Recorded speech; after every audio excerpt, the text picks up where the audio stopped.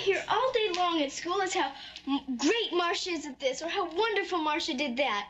Marcia, Marcia, Marcia. Sound the trumpets. This coming Sunday is Middle Child Day. What better way to mark the occasion than with the most famous middle child of them all?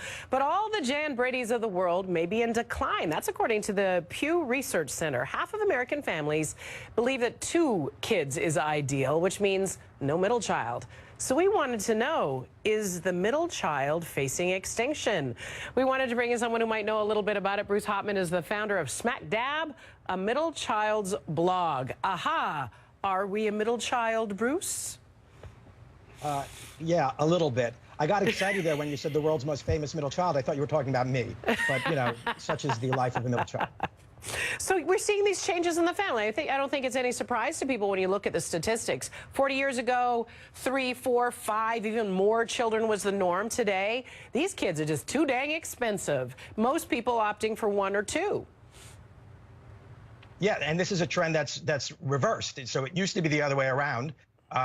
People wanted 3 or more kids, a majority of parents, and now it's totally turned around. So, which means that middle children are an endangered species. The difference is when most species are endangered, people care.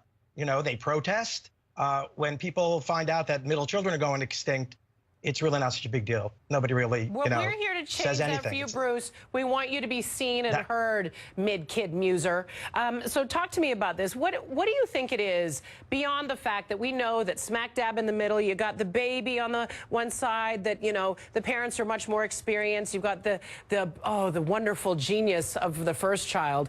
The middle child, what makes us so unique? I'm talking about myself here, too. Well, it is that, and the fact that we are paid less attention to, and it's just simple math. There's less time. When you have 1 child, you have all the time to devote to them. When you have 2, 3, 4, the time is divided.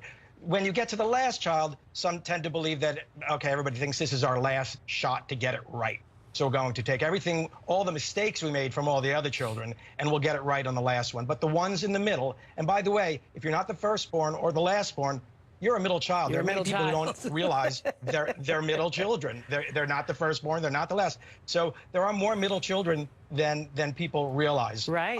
Yeah. But a lot of us take that independence and turn it into great things. So you end up with middle children like Bill Gates and Warren Buffett. A lot of entertainers. Many Alexander Graham Bell, who invented the telephone, as well as Alicia Gray, who also invented the telephone. There's a big dispute about who actually invented it, but both of them are middle children. So a world without middle children, we'd be missing out on a lot of great things and a lot of great people. What do kids miss out on by not having a middle child in the family? A mediator, a peacekeeper. Many people, experts say that middle children are great negotiators. So you have Martin Luther King, you have the Dalai Lama, people, you know how to make people get along. So I feel like you're reading my life. We're good when it comes to that. Oh, Bruce, this is amazing. How many kids do you have, by the way? Well, of course I have 3. I would not. I am trying to keep. I'm not going, to add to the problem. But, no, you won't.